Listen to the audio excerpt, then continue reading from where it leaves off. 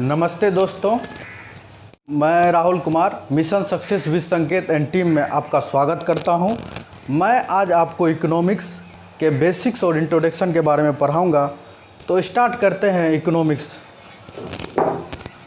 अर्थशास्त्र जो है कहां से लिया गया है उसके बारे में जानते हैं।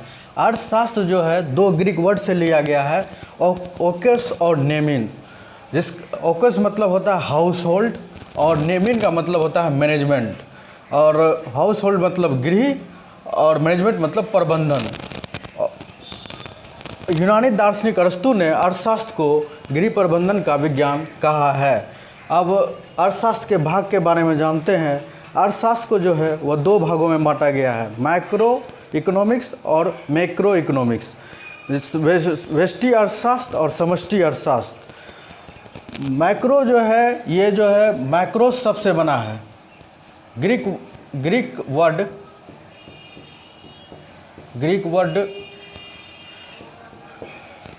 मैक्रोस से लिया गया है, जिसका अर्थ होता है स्मॉल या सूक्ष्म। इसको हिंदी में सूक्ष्म कह सकते हैं। और मैक्रो इकोनॉमिक्स में जो है मैक्रो शब्द वो ग्रीक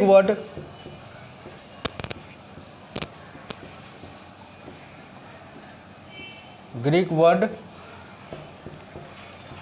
मैक्रोस से लिया गया है, जिसका अर्थ होता है लार्ज, हिंदी में बड़ा। इकोनॉमिक्स किसे आपको कोई पूछ देगा व्यष्टि अर्थशास्त्र किसे कहते हैं, समष्टि अर्थशास्त्र किसे कहते हैं। तो व्यष्टि अर्थशास्त्र मतलब हम आपको बताएं ही कि व्यष्टि जो है मतलब हो गया जहाँ पे छोटे लेवल की बात होगी। इसका एग्जाम्पल जो बेहतरीन एग्जाम्पल है, जैसे कि हम एक फर्म की बात कर रहे हैं, जैसे कि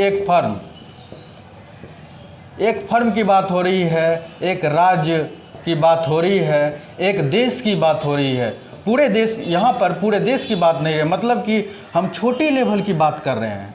मतलब एक देश या एक राज्य की बात कर रहे हैं, पूरे देश और पूरे राज्य की बात नहीं कर रहे हैं। लेकिन मैक्रो इकोनॉमिक्स में जो है बड़े लेवल की बात होती है। जैसे इसका बेहतरीन एग्जाम्पल है राष्ट्रीय आय। राष्ट्रीय आय मतलब क्या? पूरे राष्ट्र की आय। यहाँ एक राष्ट्र की बात नहीं होगी, पूरे राष्ट्र की बात हो। तो अब हम बात करेंगे मैक्रो और मैक्रो शब्द का प्रयोग जो है सबसे पहले ओस्लो विश्वविद्यालय के प्रोफेसर रेगनर फिंच ने 1933 में किया था। और उसके लिए उन्हें जो है नोबेल प्राइज़ भी मिला था। 1969 में उसे नोबेल प्राइज़ भी मिला था। अब आगे देखते हैं अर्थशास्त्र के प्रकार के बारे में। पहला है पूंजीवादी अर्थव्यवस्था, समाजवादी अर्थव्यवस्था, मिश्रित अर्थव्यवस्था। तो स्टार्ट करते हैं। पहले जानते हैं पूंजीवादी अर्थव्यवस्था किसे कहते हैं। तो पूंजीवादी ऐसी अर्थव्यवस्था जिसमें उत्पादन के सभी कारक पर निजी व्यक्ति का अधिकार हो, उसे पूंजीवादी अर्थव्यवस्था कहते हैं। यहाँ पर जो है इम्पोर्टेंट जो बात है जो इसमें जो है वो ये है, यहाँ पर निजी व्यक्ति का अधिकार हो। जिसका जो है बेहतरीन एग्जाम्पल है जापान, यूएसए, सिंगापुर। मतलब कि ऐसी अर्थव्यवस्था जिसमें जो है निजी व्यक्ति का अधिकार क्या हो, ज़्यादा हो, और सरकार का अधिकार जो है वह कम हो। वैसी अर्थव्यवस्था को पूंजीवादी अर्थव्यवस्था बोलेंगे। इसका एग्जाम्पल जो है मैंने देखा। और पूंजीवादी अर्थव्यवस्था के जनक के बारे में जानते हैं, किसे कहा जाता है। ये भी क्वेश्चन बहुत बार एग्जाम में पूछा गया है। पूंजीवादी अर्थव्यवस्था के जनक एडम स्मिथ को कहा जाता है। अब आगे बढ़ते हैं, जानते हैं समाजवादी अर्थव्यवस्था क्या होता है। तो समाजवादी अर्थव्यवस्था वैसी अर्थव्यवस्था जिसमें उत्पादन के सभी कारक पर सरकार का अधिकार हो, उसे समाजवादी अर्थव्यवस्था बोलेंगे। इसका एग्जाम्पल देख लेते हैं। इसका जो है बेहतरीन एग्जाम्पल जो है वह रूस है। और जो है इसका जनक जो है, समाजवादी अर्थव्यवस्था का जनक जो है वह कार्ल मार्क्स को कहा जाता है।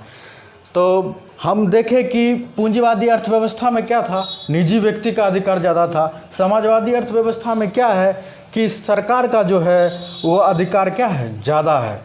मिश्रित अर्थव्यवस्था के बारे में हम जानते हैं कि मिश्रित अर्थव्यवस्था किसे कहते हैं। वैसी अर्थव्यवस्था जिसमें सार्वजनिक एवं निजी स्वामित्व का मिश्रण हो। वैसी अर्थव्यवस्था जिसमें सार्वजनिक एवं निजी स्वामित्व का मिश्रण हो उसे क्या कहेंगे?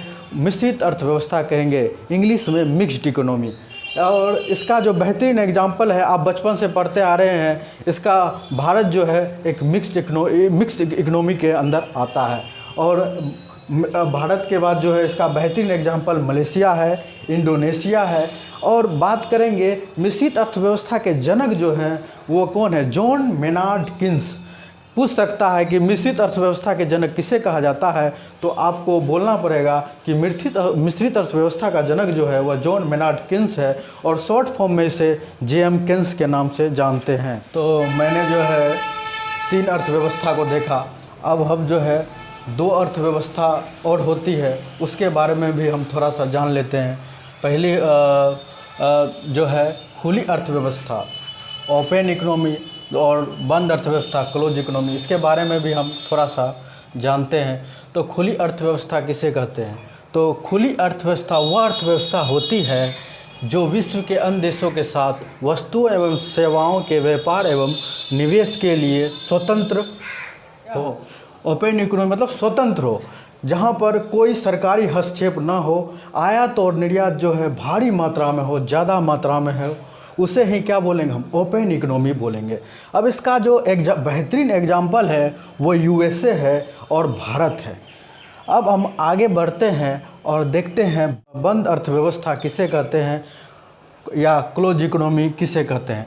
तो वे अर्थव्यवस्था जो वह अर्थव्यवस्था से किसी प्रकार से संबंध नहीं रखती है, अर्थात आयात निर्यात की गतिविधियों शून्य होती है। आयात निर्यात की गतिविधियां क्या होती है? शून्य होती है। ऐसी अर्थव्यवस्था को बंद अर्थव्यवस्था बोलेंगे। इसका जो है बेहतरीन एग्जाम्पल जो है जैसे उत्तर कोरिया। तो हम क्या देखें, खुली अर्थव्यवस्था को यदि हम एक लाइन में समझना चाहें तो खुली अर्थव्यवस्था वैसी अर्थव्यवस्था को कहते हैं जिसमें आयात और निर्यात जो है खुली मात्रा में हो, ज़्यादा हो, बहुत ज़्यादा हो, और जिस पे सरकार का कोई हस्तक्षेप नहीं हो। और बंद अर्थव्यवस्था ऐसी अर्थव्यवस्था होती है जिसमें आयात और निर्यात नहीं हो, ना के मात्रा में हो। आज के वीडियो में मैंने अर्थशास्त्र कहाँ से लिया गया है उसके बारे में जाना, अर्थशास्त्र के भाग को जाना, अर्थशास्त्र के प्रकार को जाना, और अब जो है हम कुछ अर्थशास्त्र के महत्वपूर्ण पॉइंट्स के बारे में जानेंगे।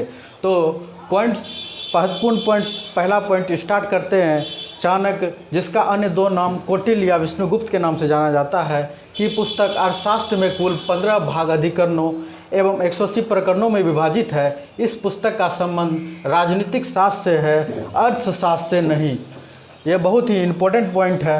अब आगे की पॉइंट की ओर बढ़ते हैं। एडम स्मिथ को अर्थशास्त्र का जनक कहा जाता है। तो फादर ऑफ इकोनॉमिक्स जो है एडम स्मिथ को कहा जाता है। और एडम स्मिथ की पुस्तक जो है an inquiry into the nature and causes of wealth of nation, जो 1776 में पब्लिश्ड हुई थी, वो एडम स्मिथ के द्वारा लिखा गया था, जिसमें एडम स्मिथ ने अर्थशास्त्र को धन का विज्ञान कहा था।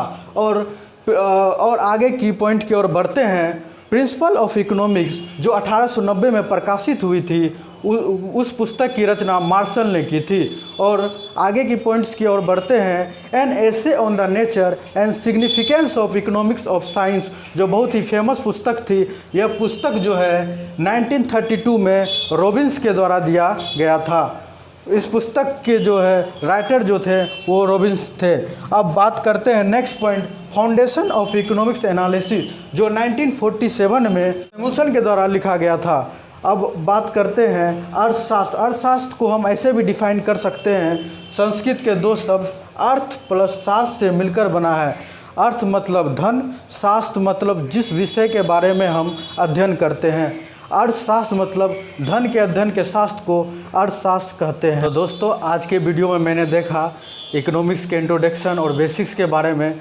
जो मेरा नेक्स्ट वीडियो आएगा वो एग्जामिनेशन के पॉइंट व्यू से बनाया जाएगा, जो आप लोगों के लिए बहुत ही महत्वपूर्ण होगा।